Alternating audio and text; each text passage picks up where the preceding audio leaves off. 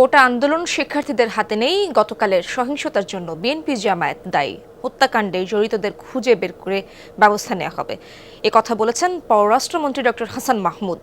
Sandalina so, রূপচর্চায় আভিজাত্য। সকালে জাতীয় প্রেস ক্লাবে শেখ হাসিনার কারাবন্দী দিবস উপলক্ষে আলোচনা সভায় কথা বলেন তিনি। মন্ত্রী আরও বলেন, কোটা আন্দোলনকারীদের গায়েবানা জানাজার কর্মসূচি বিএনপি জামায়াতের সিদ্ধান্ত। কোটা আন্দোলনের নেতৃত্ব বিএনপি জামায়াতের হাতের পুতুলে পরিণত হয়েছে। বলেন, যারা বিএনপি জামায়াতের পুতুলে পরিণত হয়েছে তাদের বিরুদ্ধে ব্যবস্থা নেওয়া হবে। হাসান মাহমুদ আরও বলেন, সাধারণ শিক্ষার্থীদের হাত থেকে আন্দোলন ছিনতাই হয়ে গেছে, বিক্রি হয়ে গেছে কোটা আন্দোলনের নেতারা।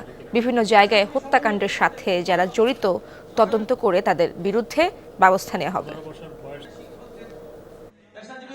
তাদের সাথে যোগাযোগ করে এই কর্মসূচি দিয়েছে গায়েবানা জানাজার সব বেছে, অর্থাৎ লাশের রাজনীতি। এই কর্মসূচি বিএনপি জামাতের কর্মসূচি। নিরীহ মানুষ, ছাত্রছাত্রীকে হত্যাকাণ্ডের শিকার করেছে।